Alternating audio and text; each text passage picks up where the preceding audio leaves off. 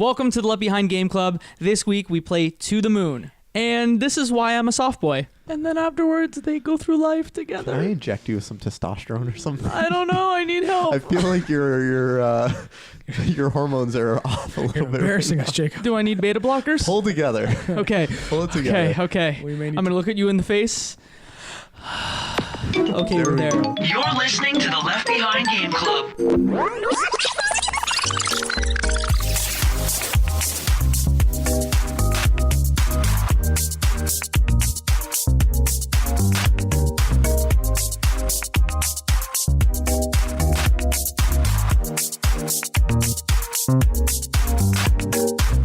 Welcome to the Left Behind Game Club, our never-ending attempt to make sure that no game is left behind. I'm our host, Jacob McCourt, and with me I have two friends. My first friend is Mike Ruffolo. I'm excited to talk about a game. I'm here to talk about good games. I don't know about you. I'm here to talk about a game. Oh boy. And then my second friend is Moe and Murtadi. Let's chat. Great. So today we're talking about To the Moon, which is one of my picks. I get 2 picks in a row. I actually get 3 picks in a row, which is great. Mike, do you maybe want to talk about this game? The time of reckoning is near. I don't think I got We're any be picks playing for a while. Skyrim and Coder and all these big RPGs, and I can see the tears welling up in your eyes right now, but they're coming. It hurts. They're coming. They're so long. Yes. But before that, let's talk about To the Moon, a game created by Freebird Games out of Toronto, Ontario, Canada, a local game. And it is a game about... Wait. I can't wait till you try to explain this game because I attempted it once this past weekend and I failed like 3 times trying to explain it. And I was like, you know what? Just listen to our podcast. I actually want to hear you try and explain it 3 times. You explain. You try. Okay, you go for I'll give it a before I do shot. We'll each try. Okay, I'll give it a shot. So essentially you're playing like to start off, you are 2 scientists those are the people you play as, and it's like a top view game, kind of like Gen 1 Zelda, like that I guess are like the Pokemon style view of games on the Game Boys. And you kind of learn new things as you go. So what happens is you show up to this house, there's some old man dying in a room upstairs, and you go talk to him, and you're like, hey, yeah, we're from this academy or this department from the science place, and they're expecting you. I'm surprised people don't know what you're talking about when you give them this explanation. Because literally, no. So anyways, they're like, hey, yeah, look, we're here to help you out. And then you realize they apparently what they do is they offer a service to like people that are dying. This is from my understanding. And what they do is they kind of go into your brain, go through your memories, and change your memories based off of a wish that you might have to do or what you want to do. That way in your brain as you're dying, you fulfill whatever dream that you've tried to accomplish, and they'll help you accomplish that in your head. So the premise of the game is you go through this guy's memories to help him fulfill his longtime dream of going to the moon. That's all you kind of know, and that's kind of where you start off. I like the back half of that explanation. The back half is I would definitely take that. Got lost in the weeds a bit there, but we got a little lost in the forest. But when we came out the other side, there's a treasure chest. Yeah, you know what's crazy? I actually read throughout this entire game, which is it's a struggle for me because whenever we play those like any type of like first person shooter or third person shooter with Spec Ops, our last podcast, check it out if you haven't. I kind of skip through any dialogue and I'm like, let me just shoot things or let me just solve puzzles. But I actually did kind of eventually kind of read through it. Well, I think you have to because that's kind of the meat in this game. Mike, do you want to try and explain this game? So I just want to comment first on Mo's thing. I was about halfway through the game or a little bit shy of halfway through, and it just struck me like, oh no, Mo's going to hate this. Oh no, Mo's going to hate this. I had that you same have to moment. Read, and there's no shooting. You know what's funny? I had that same moment for myself, thinking about you guys, thinking about that. Because halfway through, I'm like, oh my god, you guys are probably so stressed. But you know right what now. you did? So we have a chat between us, but our rule is that we usually never talk about the game because we like to save our impressions for like in the rawest hot form, takes. hottest takes. Don't talk about the Hottest podcast reactions. until But now. Mo messaged me and said you went through about half an hour of the game, right? Yeah. And what did you say to me in chat? You're like, man, this is crazy, No, right? I think I kept it as ambiguous as possible. I said, I'm only 30 minutes in, but oh boy. Oh, I thought that was positive. Is your oh boy not positive? We'll find out right now. Okay, so let me Try and explain. Let me get to the explanation. Okay. So you play as a pair of scientists who go to end of life patients and rewrite their memories. And the patient that this game is the focus of is an old man who's a widower, whose dream is to get to the moon. And you don't know why, and it seems a little bit crazy. There are some odd circumstances when you get there. But over the course of the game, you slowly hop back through time and learn more and more of his story and figure out why he ultimately wants to get to the moon. That's the game right there. That's the game. So yeah, it was released in 2011. It's available on PC, Mac, Linux, Android, iOS. Interestingly enough, it was made in RPG Maker. I was gonna say. Yeah, they made that thing in RPG Maker. Okay. Except the Android and iOS ports. I think they might have ported it to Unity for that. Okay. Because the iOS and Android ports only came out, I want to say, this year. See, when I was looking at the credits, I didn't see RPG Maker, so I was like, oh, so this is maybe not an RPG Maker game, but it looks a lot like one. How did you play it? So I played it on Steam on my MacBook Air. Mo? On Steam, thanks to Jacob for a free code. Mm-hmm. I back when I was buying Humble Bundles like a beast. Right. That's how I got this game, and then an additional code for Mo, and I played it as well on my PC thanks to a Steam code. Mm-hmm. It's a steal. I've seen this game on sale at very low prices, always sub $5. Mm-hmm. And for that price, it's not a bad way to spend 4 hours. Oh boy. We're really going to get into it here, aren't we? Are we going to get into it? I think so. Because okay. I already I'm rolling up the sleeves. Okay. So should we start at the beginning of the game? First impression, or maybe what did you guys feel as soon as you started it? And like for me, the beginning of the game was when like the first time you hear that like music that goes throughout the entire game, the kids playing the piano. For River. Yeah. That was originally what it was called, I think. And then it was called, spoiler alert. Everything we're going to say from moving forward is a complete spoiler to the game To the Moon. I want to say I recommend you play it. I don't know about these guys. Yeah, because this game is essentially all story, there's not, I don't think, much use in playing the game after you listen to this podcast. Mm-hmm. Yeah, so pause it right now. Fire it up. I think it's like a 4-hour game or so for most of us, and then come back here and join in the fun. And if you are struggling financially, there are playthroughs online where a lot of men, Markiplier, PewDiePie, they all love to cry and play this game, which is, Soft boys. I cried. I'm a soft boy. You're a soft I boy. cried my eyes out. But beginning of the game. Okay. see You can see the tears in your eyes right now. This game like destroyed me. Really? Just absolutely destroyed everything about Initially, me. like right away? There was about three places where I cried. Okay, we need to know every single moment as we go through. I think I cried with the horse riding. Okay. Just because it was like so cute and adorable. The twist, the reason for beta blockers. Which we'll get into in a bit. And then obviously the last scene, 4 times. So many tears. The first meeting between River and Johnny, Uh-huh. and then the final scene I was crying too. So See, I I'm a cried soft for boy. a different reason. Why did you cry? Because it was painful to hear some of the dialogue in the game. Ooh, from a writing perspective? From a writing perspective. Okay. How so? Like, explain it. So, one of the things that I consistently found throughout the game, and maybe we're jumping a little bit ahead, but I might as well say it now. While I think the storytelling was done very well, it picked the right times to hop back to reveal some information. I found a lot of the dialogue between people to be. It sounded like it was from the same person. The characters didn't seem like they had their own distinct voices for the most part, and I think most of the characters spoke in a way I've never heard people speak to each other before. It didn't seem like natural conversation amongst people in the situations that they would be in. Mm-hmm. And the way that they structured sentences also didn't seem like it was a native English speaker that was writing it, So I followed along pretty well. I liked it, I guess. It was. I know what you're saying though. Like some of the stuff they like. So the main 2 characters you're kind of playing along. You kind of play as one of them all the time, but they both talk to each other throughout. Mm-hmm. They're kind of always like ripping on each other and like joking about like going through some person's memories and pretending like they don't care because they're so seasoned into this field and they've always seen people's memories. But there was the one part when they do the Dragon Ball Z reference.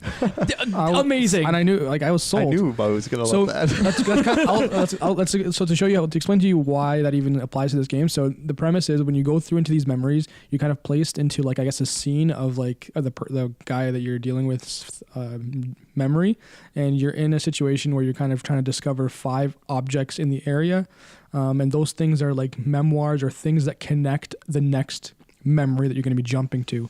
Because ultimately they have to go back to the earliest memory to implant this desire to go to the moon. It's like Inception. To rewrite the history of their memories. Yeah. And the only way they can do that is by finding links between different memories. Yeah, so so they they can have hop to- further and further back. So they have to solidify the scene that they're in. So there are 19 different scenes that you go back through. So they need object to solidify themselves, and then they need an object that links one memory to another. So Yeah. you basically solidify the scene and then find the thing that links you so you can move backwards. Yeah, and the part where you're collecting each little object, you're kind of like collecting gems or like power-ups, and each time you collect one, you get like a attack on the main memory item, and it cracks every time you hit it. So as you're hitting it, it's like splash, splash, splash, and then the one guy references the Kamehameha, and he goes Kame, and then eventually his partner's like hurry up, and cracks it over, and he's like, how dare you? You never Kamehameha block. Yeah, it was Dr. Neil Watts is the male doctor, and Dr. Ava Rosalene is the female doctor. She's more dry, just like, hey, let's get this done. And Dr. Neil Watts, She's more professional. yeah, and he's not professional at all. Right. He's like a wacky sidekick almost, right? To me, he struck me as your average gamer. Someone who is a little bit more lighthearted and not taking it too seriously. I want to stress that I think, the storytelling was done well. My issue is really with the dialogue, because Dr. Neil Watt, I think, has a great progression throughout the game. He starts out not treating any of the people in the memories that he engages with as if they're real people. And when his partner goes to say, why are you being such a dick? And he says, they're not real. They're not real people. I don't need to. But Or the memories are not real. Exactly. This is a simulated memory. Why do we care about it? Kind of. Yeah. But you notice by the end of the game, it doesn't matter to him that they're not real people. He's invested. That they're memories. He treats them as if they're people. So I think there are some. I think the storytelling's done well. I think there's good character development. I think the actual dialogue between people is like robotic and stifled, and it sounds like one voice trying to speak from different perspectives, which is not really what you want to hear when it's a game that's primarily about dialogue and storytelling. So I had a moment in the game where I had a moment like that where I was taken out because the dialogue was so weird, and it was actually a scene between 2 kids, and they were talking in a bedroom. And for me, the thing that struck me is I'm like, a 7 or 8 year old wouldn't talk like this. Some of the vocabulary and the way they were talking, and again, this game is all dialogue and story, so that's why we pick apart these little aspects of it. But some of the vocabulary they're using and the way you talk, I'm like, you don't talk like that when you're 8, and also when you're talking to another kid. If you're talking to an adult, that's one thing. Especially your brother. I gotta chime in. I don't think it's completely just story, because like you guys know me in terms of what kind of games I like. If it's just story, I probably won't like the game. There was just enough like unique gameplay / different things to do. Perfect example, like in each of those memories, you have to solve the grid puzzle. I guess that's the best way to call it. That if you're listening to this podcast so far, you probably went through it too. But like each level has that little puzzle. That was just enough to be, hey, this isn't part of the story. This is me just solving a challenge. Hey, great. And that's what I love about games, solving puzzles, challenges, all that stuff. When you crack the bubble with the 5 memory orbs, you then get to activate the item.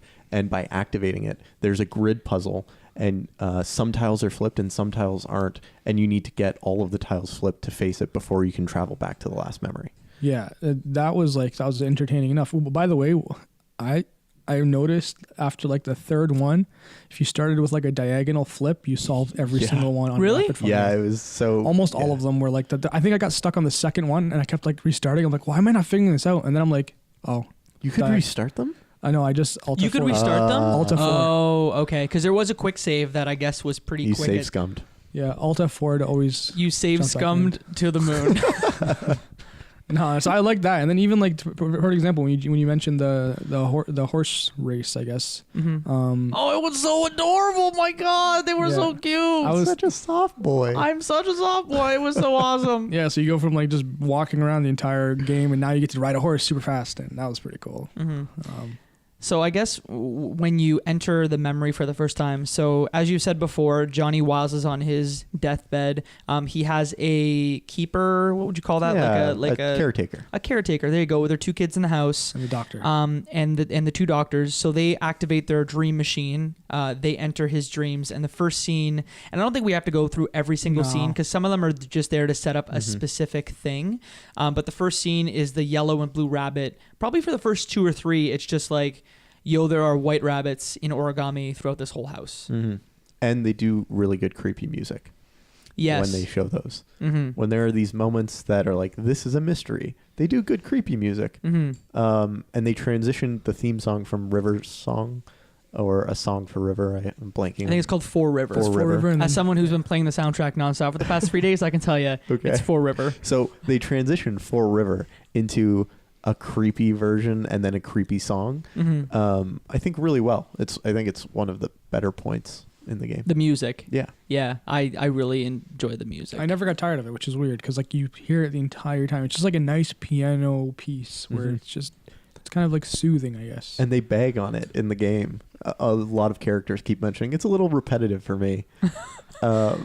And you know, it was repetitive, but I enjoyed it. It was soothing. My dad came up and heard it, and he's like, "Are you trying to meditate or something?" And, no, I was trying to play the game. But usually, a game like this, without any voice acting, you know, with a repetitive theme song, I'm usually putting a podcast on in the background or listening to a new album or something. Mm-hmm. But in this game, I just listened to the soundtrack. That would be such a shame if you listen to a podcast throughout this, because there are very few games where I'm like, especially like, because you would call this like, this is Earthbound-esque for anyone that's not seen it. Like, it's top down 16-bit. There's not much to it graphically. So you might be inclined to be like, oh, I'm going to throw on a podcast and whatever. But I think the music is one of the best parts of this game. Sorry, I didn't catch you. You guys all played on computer? Mm-hmm. Yeah. How did you move your character? That was a little bit frustrating. Mike is rolling his eyes. Here we go. Because I think I'm going to say something after you. How did you move? I alternated between clicking on my trackpad and using the arrow keys. Okay, and then... I was all clicking. Yeah, I was all clicking, and I was getting kind of annoyed, like, almost 3/4 of the way through. And then there's that... I can't remember which one it was. It's like, hey, you can use arrow keys or... It's when the zombies? Doctor... Yeah, Dr. Eva is trying to keep you from unraveling No. This is whack-a-mole. He's right. Because that's when the instructions pop up on screen and says you can pick whichever one, and it says clicking is recommended or whatever it was. So after that point, I just quickly reached over to the arrows, and I realized you can move the arrows. That's so much more convenient. If you haven't played the game, I'd say arrows more than anything. And I would say you shouldn't use arrows. Really? Because with the cursor, when you scroll over certain items, you get that little magnifying glass, or you get the hand. Okay. And that gives you a clue to be like, oh, this is a memento that I can grab either to move forward, or it's one of the pieces that I ground myself in this memory with. And this is why I use both. Because one, you want to, like you said, have that cursor over everything. Yeah. Because on its base level, it's an adventure game. It's a point-and-click adventure game where you're finding items, collecting them, solving puzzles, solving a puzzle.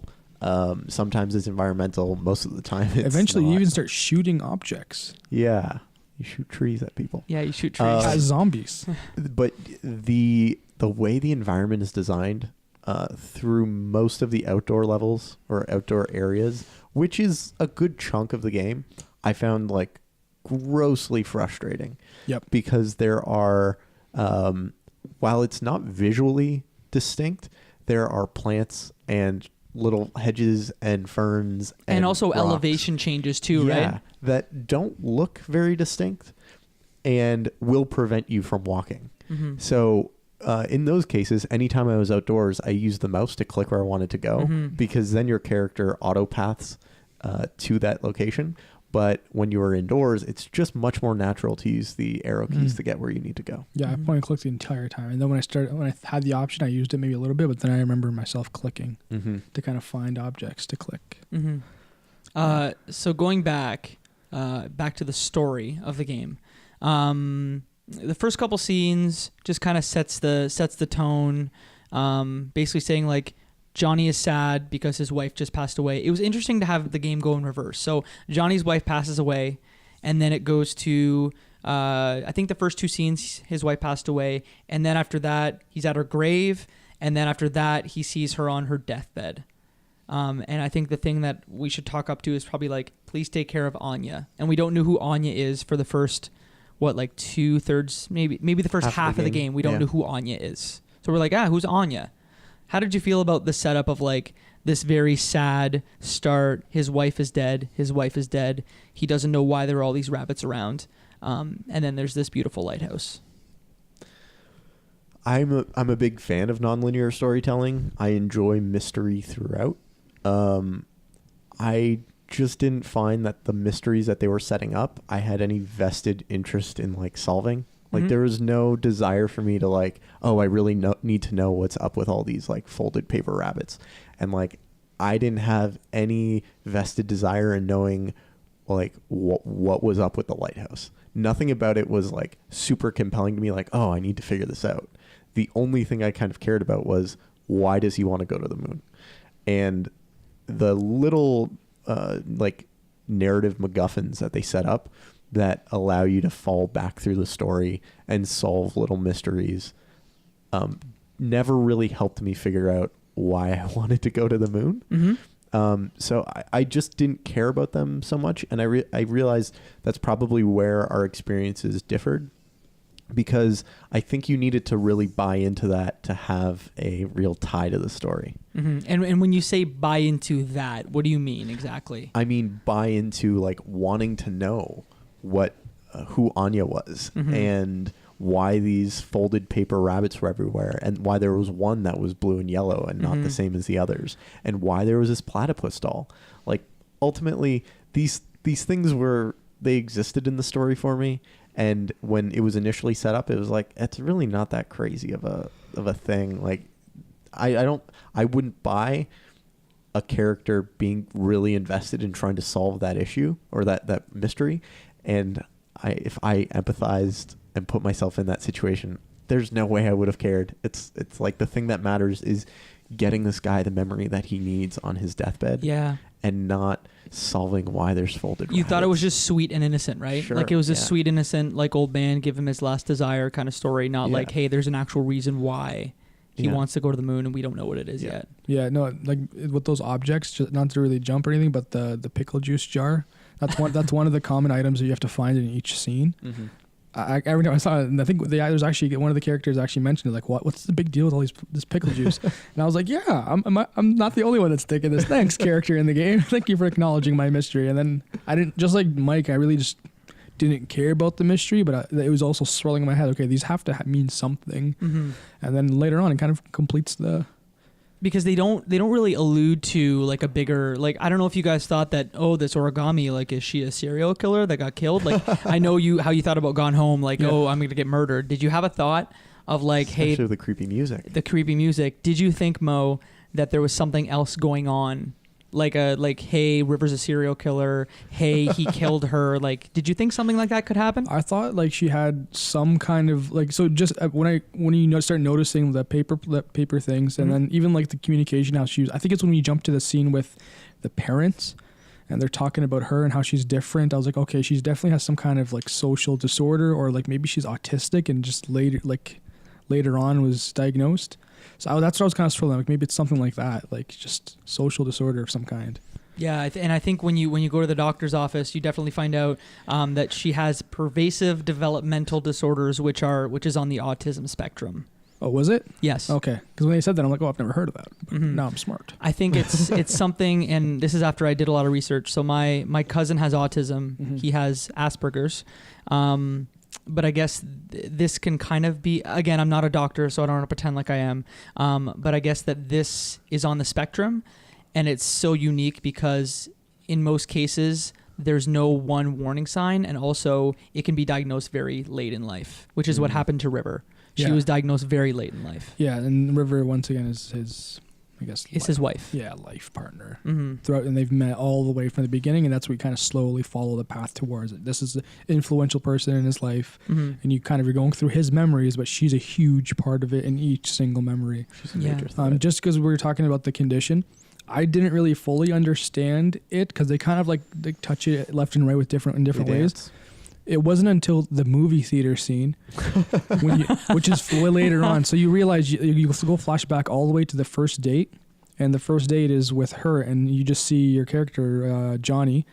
He's like, oh, she's not here. I'm so upset. He walks outside of the movie theater, and he's like, she didn't show up kind of thing. That's the kind of the emotion they kind of convey. Mhm. Stood up. Yeah, and then all of a sudden she walks out of the movie, like the movie he was in. She's like, hey, like, why did you leave? And he's like, what do you mean, why did I leave? You weren't even in there. And she's like, yeah, I was. We were watching the movie. Together. And you realize Oh. she was in there watching the movie, like probably by herself, but in her mind, she's thinking, hey, like, we were together in the movie. We're watching both the in same, room watching Yeah. the movie. And to him, he's like, we weren't, I didn't even know you were in there. And she kind of could not understand, like, his confusion. He couldn't understand that she didn't understand why he really was so upset because Mhm. like they were in the same movie theater together. I thought that was one of the many memorable scenes in the game. Yeah.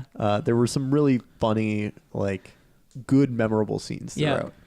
throughout. Do you want to maybe go over one of your favorites? So when you get to the end and you realize that, and sorry, by the end I mean Yeah, which as end? far back as you can in terms of memory before you break through the beta blocker section. Before you realize that there's something Mhm. wrong. Yeah. Where it's cloudy and you're like, we can't go Yeah, any we further can't back. get even further than that. You start implementing, your memory implanting, and then you go to his most recent memory, and you realize nothing's changed. And Neil, your partner, decides to go pretty intense with the trying to implant memories. The NASA and thing. Yeah. just to emphasize it. So as they're going back through the memories, the goal was to send him to the moon. So the thought process was, hey, let's convince him to be an astronaut when he's Yeah. super young, and then he'll go through life making decisions to become an astronaut and fulfill his dream. That's Because the tactic. they very much said, like, this is a business. He is dying. It is not our job to make this amazingly perfect. It is our job to get him to the end. So Yeah. if we need to do it by cheap tactics because he's almost dead, like, we'll do it. Contractually, we have to do it. And the whole time, you can kind of, if you press the start button or any button, you see his heartbeat because he's actually dying and you're in his memory. And once again, like Jacob said, there's a contract, get him to the moon, and their tactic That's was... their job. That's yeah. it. So the section that I'm specifically talking about is you have no control, but it shows Neil hopping from memory to memory, hijacking different moments in Johnny's life, like the school assembly. Yeah. And he's like, and I'm from NASA, and you, young sir, even you can be an astronaut. And he points He's like, at but I don't Johnny. want to be one. He's like, are you sure? Because you could go to the moon. They add like Oh, it was the posters best. across the I movie. thought that was funny. They changed the poster in the movie theater to make the movie actually called To the Moon. They Mhm. just to make him go there, and for some reason, he doesn't want to go to the moon. There was Yeah. two spots that I got that same kind of feeling, and it was a very like anime kind of feeling. And I say that because I remember like in Dragon Ball Z, like who's the turtle man on the eye? Master Roshi. I feel like Master Roshi in Dragon Ball Z has had those moments where he's like trying to be a fan and he's like doing the quick movements. It just reminded me a lot of like Japanese cartoons in those sections, especially when they did you saw the circle wipes, right? In those two, in that, and then also when they made him eat a bunch of those pickled, I think they were pickled olives Yep, at the pickled bar. olives. She made him eat a bunch of them, didn't disable his taste, so he hates olives. He's like, I gotta eat all these olives because he had to try and get like memories out of Johnny to be able to move the story backwards. Because So- there weren't enough objects in the room to use. Exactly. So he had to eat pickled olives and bond with Johnny to try and get more memories out of him. And in those two instances, it was very much like super well written Dr. Neil Watts, just being a goofy guy, and those circle wipes. And it just reminded me a lot of Dragon Ball Z. Yep, I get what you're saying. Mm-hmm. Mo, what was one of your favorite little moments in the game? Maybe not without going to the end, because I feel like we should save that to the end. Not to be like simple or anything, but just those puzzles in general, like just to move through, it gave me something to do in between the story. And like, once again, if it was just a story, I wouldn't have probably liked or continued even playing the game, to be honest. But that's pretty much it. I'll come back to it and like kind of, if I think of a specific time, but Kamehameha was a golden moment. You know what I loved? I loved the wedding day, but more the moment between Johnny and River when they were in the top of the lighthouse. And they dance. And they were having their dance. And I just remember it because it was perfect. Because you know how you think to yourself, like, this is us. We're in the lighthouse. It's romantic. It's going to be perfect. And like, sorry, I watched too many Nicholas Sparks movies, but like, it's never perfect ever. Soft boy. I'm a soft boy. And they're up in the lighthouse. They're dancing. And then one of them trips and just goes, "Oh, my ass." And that's literally the line in the game. And I was like smiling from ear to ear. Because I'm like, that is like you said, some of the writing components of the writing, there maybe are issues with them. I had my issues myself, but like the little moments, I feel like those ones he nailed. And by he, I mean Ken and also Freebird, who did the whole game. They nailed it. Yeah, I think I'll say it again. I think the storytelling was done pretty well. And there were some clear moments between characters that seemed genuine. But I found for the most part, the characters weren't extremely distinct. And they didn't interact with each other in a natural way. Yeah, because I don't know if you remember, but Isabel and the best friends, Isabel and what was the male best friend's name? Nicholas. Those were like kind of forgettable characters. Yeah. Like, I think the only thing that I gained about Isabel is that she was also on the spectrum somewhere. Which is how they kind of sympathized with each other and bonded. Should we move to kind of... We should get to the actual, like... the meat of this? Yeah, so essentially, they kept... Just to wrap it up, they kept trying to get him to go to the moon by becoming an astronaut, make him watch movies, a bunch of stuff, and they realized nothing is happening because they originally got to the farthest back in his memory, but it wasn't far enough. But they made the decision, hey, this is far enough. Let's kind of start implanting right here. And they blame the software at first. Yeah, they're like, the engineers, they screwed up. Yeah, it's not going back. We're like, we have a blackout. We can't go past this point. Let's just do it here. We'll get it done, like no matter what. And damn coders. Yeah. Hey, watch your mouth. No. So anyway, so they realize, hey, this is not working. Like they have to go back. They have to figure it out. And they're like, you know what? Let's just jump around. Let's go back to like back to the house, I guess. Yeah. And let's talk to the engineers and. Yeah, they're in a white space, and then you can see the next memory, which is like. But it's blocked. There's a space, so they actually can't physically access it. So they go back, they try and like incept the memory. It's not working. So they say to themselves, hey, we have to go further back. Yeah. We have to figure out what's going on. And you kind of are left to kind of roam, I guess. And until you realize that, hey, there's been some undisclosed supplementation that Johnny eventually started taking to suppress a memory. And from my understanding, they finally like figure out how to get through them. They did something to the... I don't remember what they did to like get past and get to the next memory. They made a fix or something. So what they did was they realized that the strongest thing that revives memories, the strongest sense, is scent. And the furthest back memory that they could go naturally was to a scene that had roadkill. And as your character's out by the road, they have this revelation. And so you go to the car, you grab a jar, you stuff some of the roadkill into it, and you bring it back into the house. Yeah. And you tell the doctor who's watching over your dying patient, we're going to go in, and then as soon as we get in and go to this last memory, we want you to open up the jar and put it under his nose. And so when he smells it, it'll bring him right back to that fateful moment and day. Which is the roadkill is from the first scene in the game when they just run over a rabbit and you're like, what the heck? Why is this here? But now we know why. It goes full circle. And then eventually they break through to the original memory. You break through and you're in like some kind of childhood. There's kids playing. It's Johnny as he's playing. And Neil Watt makes a comment. Look, the time distortion here is insane. He's everywhere. Yeah, he's all over the place. Because you see him appearing in different parts of this scene. Like he's kind of like a shadow here. He's playing on the road here.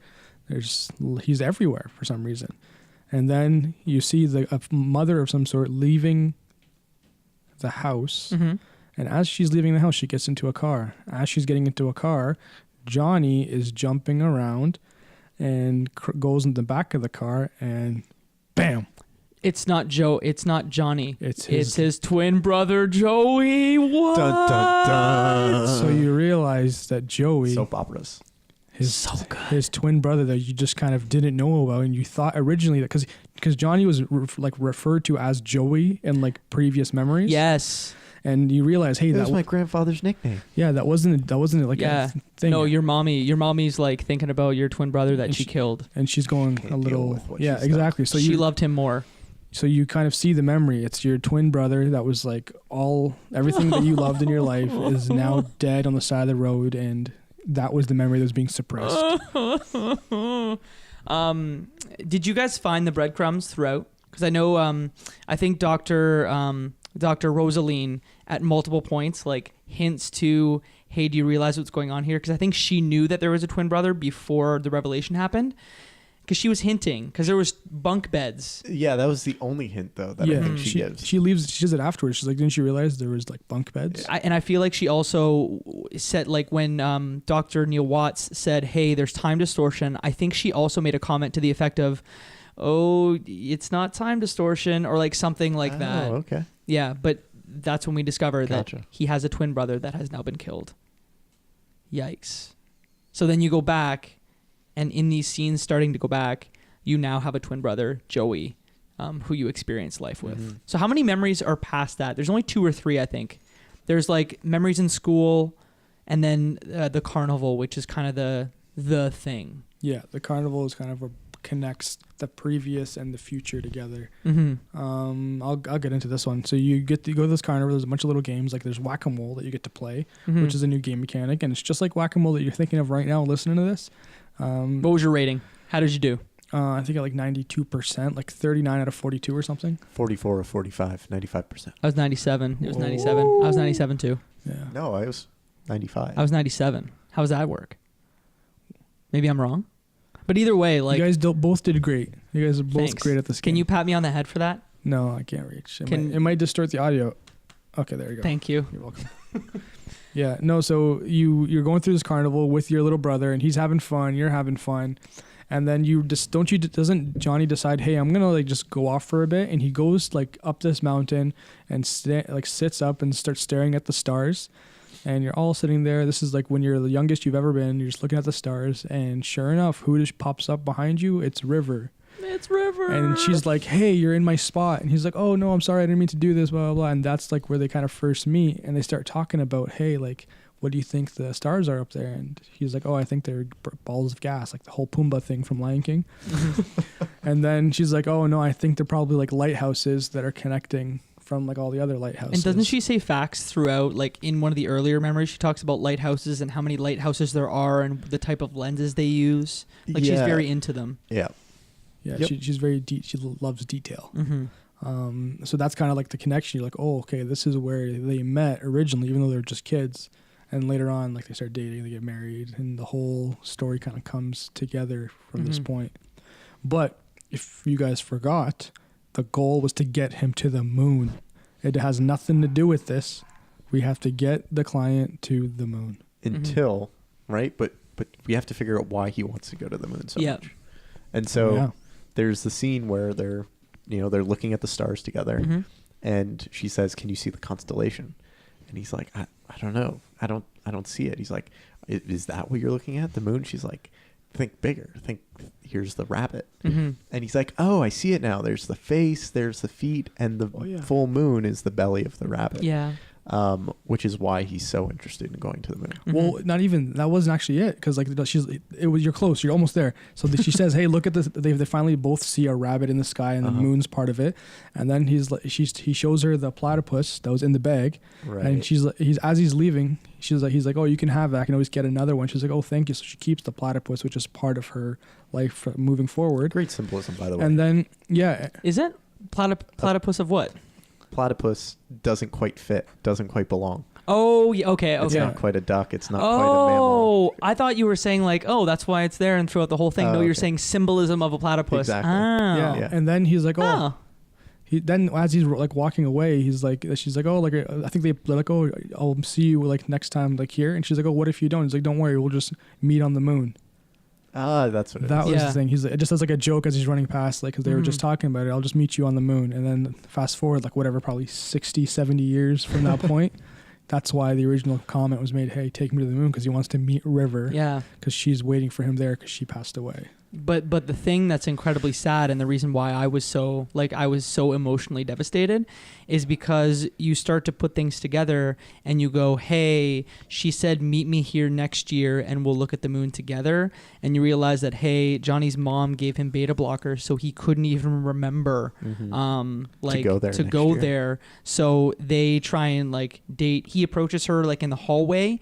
And she's just very like defensive towards him, and throughout, because she has Asperger's, because she's on the autism spectrum, she didn't tell Johnny about their first meeting, and he didn't remember it because he has the blockers. Oh, He just I didn't think that she definitely remembers, because it's stated throughout that she has an insane memory. Mm-hmm. Yeah, but the whole time she was trying to like jostle his memory. She'd cut her hair. She would craft the paper bunnies. That's why the yellow and blue bunnies. Her dress was yellow and blue the night they met. Like it's so sad that their whole life like was a lie. And I don't know if you noticed this, but one of the first scenes, like he basically said like, I'm sorry, I don't remember, but we never know what it's really about.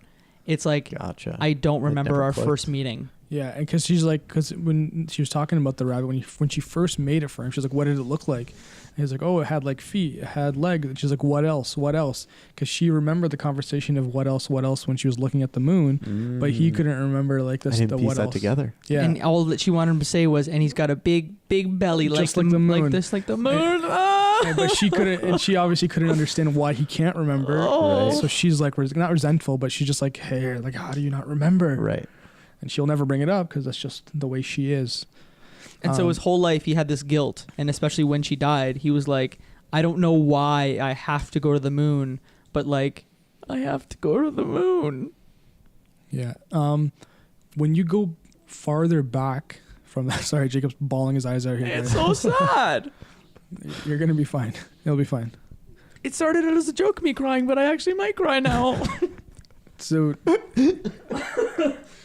you broke me. we're gonna have to take a break here, folks. Just kidding. No, when you go back even further to the point when they're in the bedroom together, Joey and Johnny, they talk about like, because Johnny's like, he keeps getting toys. Joey's like the popular one out of the twins. Like he always gets things for him. And Mommy's favorite. Yeah, and he's mommy's favorite, and he always gets like toys and things. And Joey's like, oh, don't worry, one day I'm gonna be. Does he say a writer? Because I kind of like looked away for a second. Yeah, he said a writer. And he says, oh, what's mine is yours, the whole shebang. And then is this when they make the decision? Hey, we're gonna save Joey's life because he can't meet River, because River's the reason why he doesn't want to go to the moon. Mm-hmm. Or he doesn't want to change his mind. He wants to live his whole life taking care of her and not doing anything else. Here's where the game unexpectedly kind of takes a detour. I love where it goes, but after you figure out, like, doesn't that scene happen? And then you're like, oh, now I have to figure out a way to go from here where hey, this is why he wants to go to the moon, because their first meeting was there. He has beta blockers. He doesn't know. Mm-hmm. Yeah. So the battle then between the two doctors is, how are we going to manifest his memory in the quickest, most efficient way possible? Because once again, he's dying, and you have to get this memory completed before he dies, because if he dies, then you didn't fulfill the contract. They said you go to court, like they'll get sued for not fulfilling his final wish. So Dr. Neil Watts and Dr. Ava Rosalene, between the two of them, they both have different ideas about how they want to accomplish this, right? Yeah.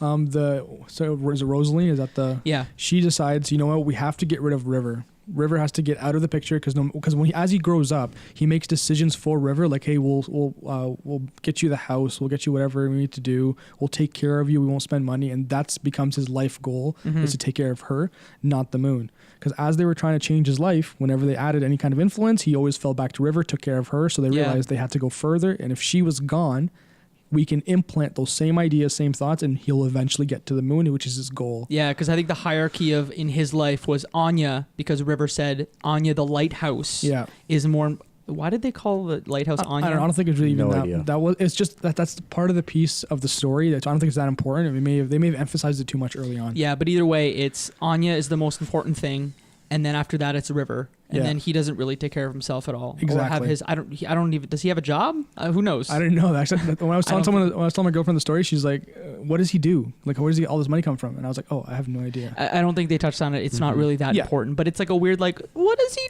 do? Maybe he writes music. Who knows? Rosaline's like, "Hey, task is get rid of River," and then Dr. Watts is like, "What do you mean? That's the reason why he like." Yeah, he we originally can't wants get to- rid of the reason why he wants to go to the we're, moon yeah, to we're begin going with. off track. Like, this isn't going to work, blah, blah. And she's like, nope, just trust me. She just keeps saying, trust me. And you're just like, wait, like, what's going on? Why is everyone going crazy now? Now the guy that didn't care from the beginning, Dr. Watts, is the one that cares about Johnny. And Dr. Rosaline is acting all reckless and, like, doesn't care and just focused on a task. Mm-hmm. So they delete River, or they move River from his thoughts. So when he goes to ask her out, originally there's this one scene that you were in where you go and ask her out underneath like the staircase to go to the movies. They move her from that location in his memory. So when he goes there, she's not there. He doesn't end up asking her out. Mm-hmm. And if he never asks her out, she's not in the picture. Yeah, the movie theater scene doesn't happen. The carnival scene doesn't happen. Like, none of it happens. And he can focus on being an astronaut. And everything is rewritten so that way, instead of those memories being him and River, it's him, his twin brother, and his best friend Nicholas. Yeah, and his twin brother eventually becomes a super famous writer. But this is before the two doctors actually fight, and Dr. Rosaline uses the construct of Sigmund Corp's like dream machine. Eve, is that what it's called? Uses Eve against Dr. Watts to make sure that he doesn't get in her way. Yeah, she's like, this is the way it's done. She just let me do it. She makes the executive decision. This is the way we're going to fill this task, and he's just not having it. So she keeps adding like blockers, and this is when like they introduce a very out of the blue game mechanic, where you're playing, I guess, like the same like view, but you're able to. Was it trees that you're shooting? Yep. Yeah. And there's like zombies, I guess, coming at you. And Zombie versions Avas. of your partner. Yeah, and she's coming at you to attack you, and you have to kind of dodge her. And there's like tiles where if you jumped on them, it's kind of like snakes and ladders. It shoots you back, and you're kind of navigating to the end of a hallway, which is I think in the school. Yeah. Which is another scene that you're in. So you're just kind of jumping around through the memories that you've already visited, but they're just distorted and like have just They're all mixed and matched. exactly. So scenes that might have taken place in your house or in someone else's house or in a bar now take place in the confines of the school. And characters that might not be together are now overlapping. And you get to hear some interesting bits of dialogue and story told from them. Yeah. Some of the highlights. Prompts to remind you, like, again, like why this is all happening. And then you get to the end of the hallway, and that's when you realize that the change that she has made is that she has taken River out of the picture, but in its place, like you said, taken Joey, prevented him from being killed. And that's how, instead of focusing on River, you have your brother. Your main plan is the two of us. I want to be a writer. I want to be an astronaut, and they kind of hold each other to it. Yeah. Okay. Correct me if I'm wrong, because I kind of was. I probably was like checking Instagram while like one of the story was playing or anything. So I don't know what was going I on. really hate reading. No, man. It was just I think at this. Oh yeah. Actually, around this point, I can't pinpoint exactly what it was. But it got to the point where I'm like, how is this story not done yet? Like, I don't care. I don't care. And it was right before they added another like interactive mechanic of like shooting the trees, and I was like, okay, I can get into this again. But no, shooting things. yeah, literally, that's all I had to do. Because you for me. thought it was going to be done. Like, Yeah, you're like, thought I know what the got- thing is. Yeah, we got to the original thing. Like, let's just like chop, let's go, let's finish this up, kind of thing. But there was an extra hour in there that you didn't think was going to be there, essentially, right? exactly. And initially, I was actually like at that point before like we kind of jumped through the shooting of the zombies. I was like, okay, well, I'm kind of over this game right now. I'm not gonna like it, and like this is it. Like You didn't want to see the payoff? I didn't care. I was like, this is going away. It was like, you know how No, you didn't care I either, didn't Mike? care either. yeah, I'm like, why aren't we finishing this up already? But like this all said, once we got closer to the end, I was like, okay, I'm okay that I went through, but I think it might have been a little bit too many filler.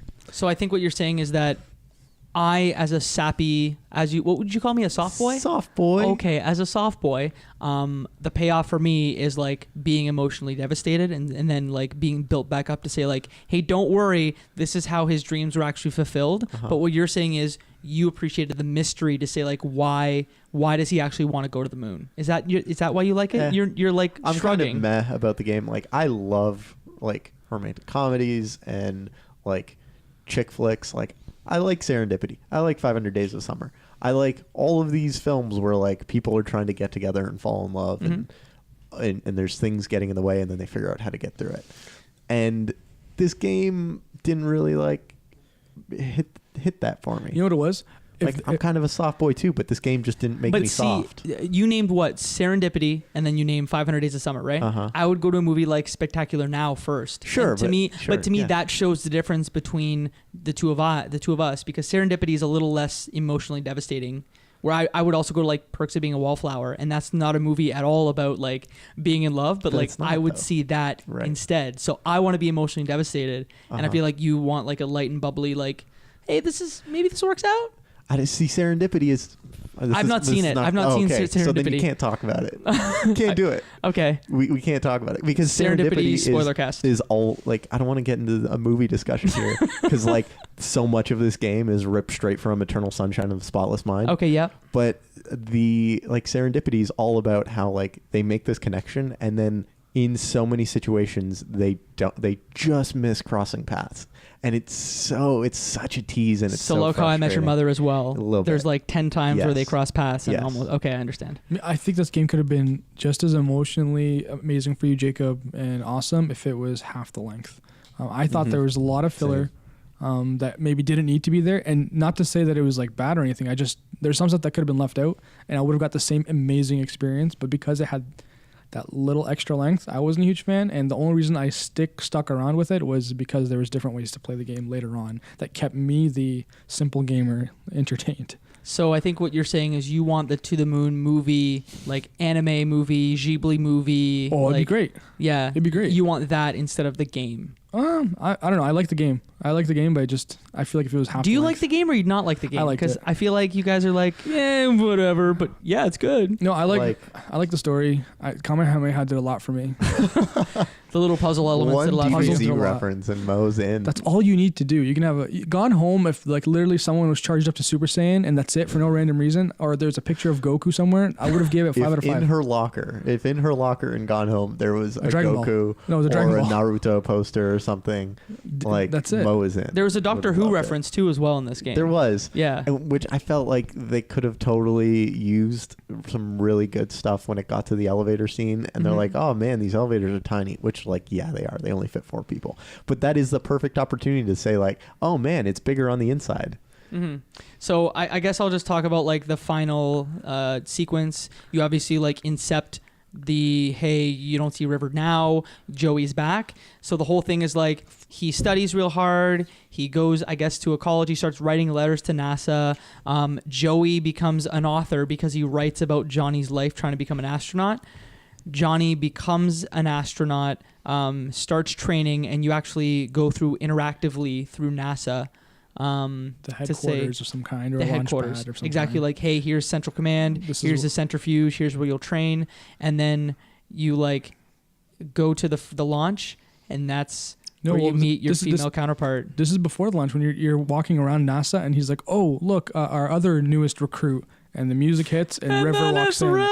And she's another astronaut that followed the same path. And then it cuts to the next scene where he's playing this piano song that he wrote for everyone. It's for River! And it's the song for River, but now it's called To the Moon. Oh my god, it's called To the Moon. It's called To the Moon. Oh, I'm gonna cry. Sorry, we're gonna have to wait until Jacob's not a puddle on the floor. Yeah, so good. And then Dr. Watts like even asks Rosalene, he's like, hey, did you like plan to do this? And he's like, no, I had no idea. It just kind of worked out.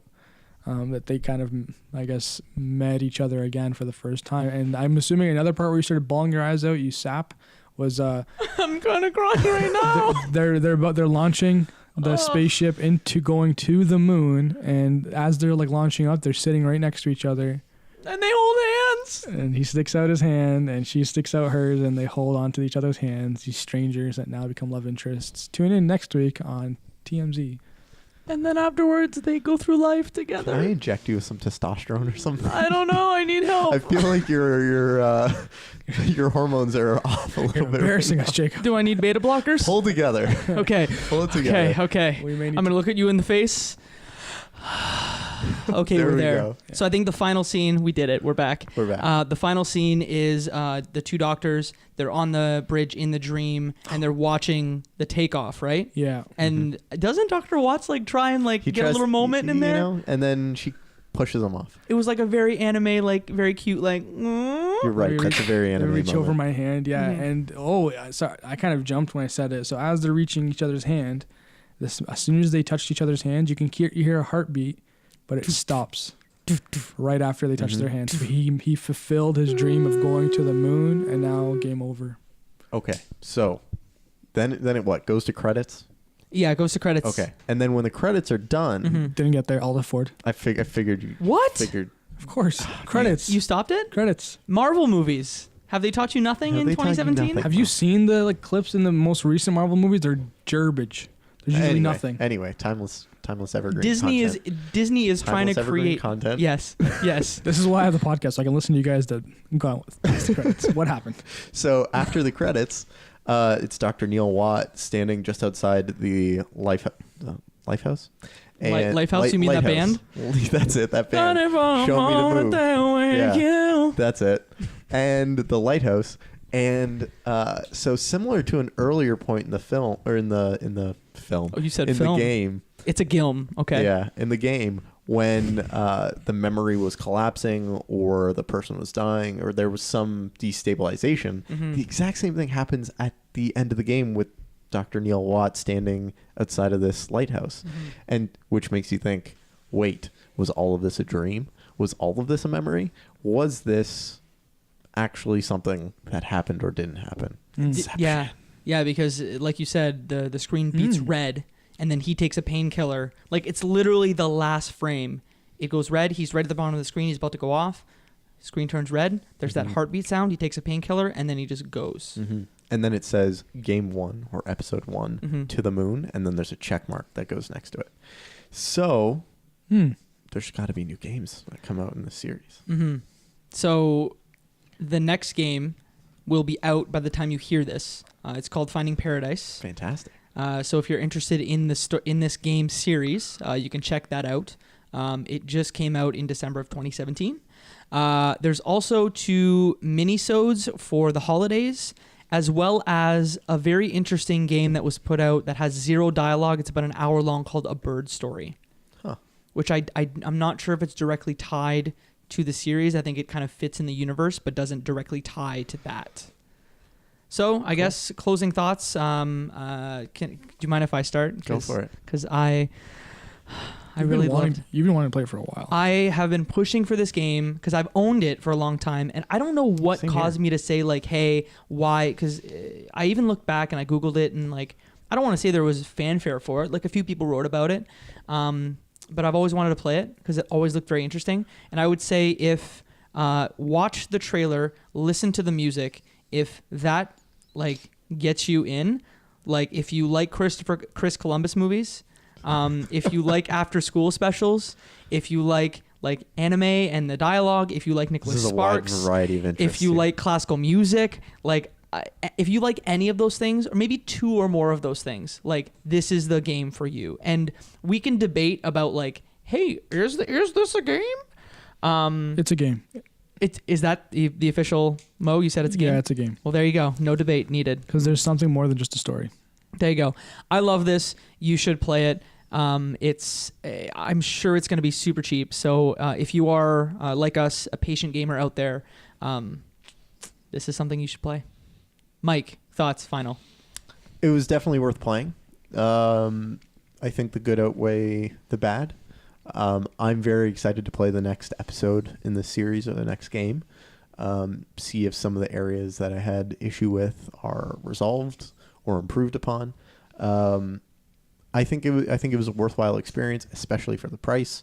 You can get it for dirt cheap, and I suggest that you go and get it and play it. PC specs are low. You can play this, on a phone, and I enjoyed my time with it. I think it was maybe a little bit longer than I wanted it to be, but overall, I'd recommend it. Yeah, and just on price, before I let Mo wrap it up here, I bought it for my brother for Christmas. It is, I think, in the US, $4.99 on iOS and Android. It's $9.99 normally on Steam, but as you know, especially going into the holidays or into summer, like you can get those games for very cheap. Steam sales. Steam sales. Mo? Yeah.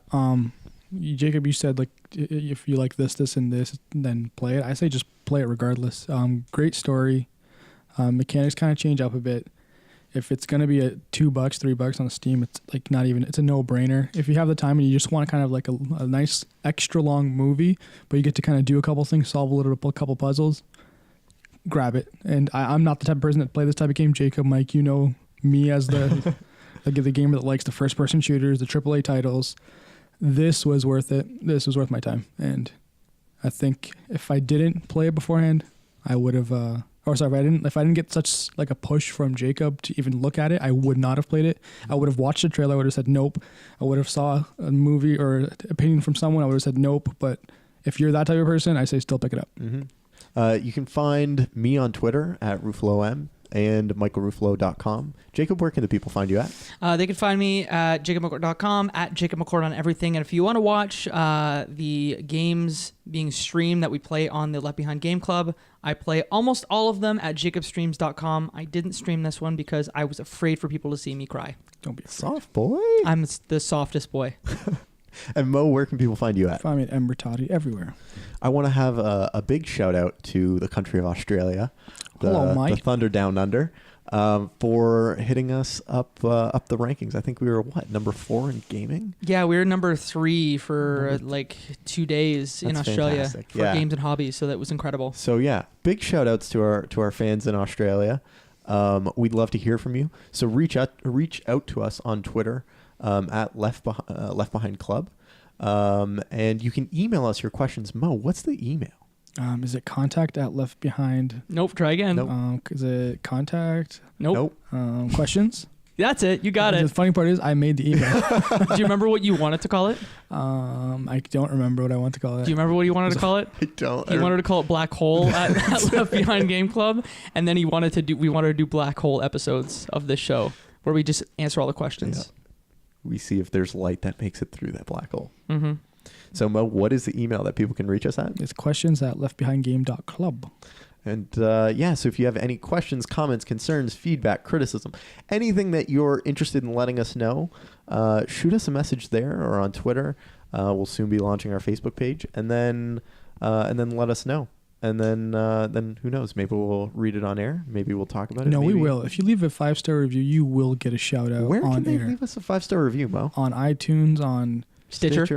I think Play. I even have a feature on the website. If you want to give us a 5-star there, do it up. So we make it easy. If I see your name and a 5-star rating, you're getting a shout out. Fantastic. So if you want a shout out on the podcast, make sure you go to iTunes, give us a 5-star review, leave a little comment as to why people should be listening, and then tell a friend. Yeah, and also if you cried during the game, just make sure and let us know too. Yeah, and then don't be a soft boy. And then that, my friends, is one less game left behind.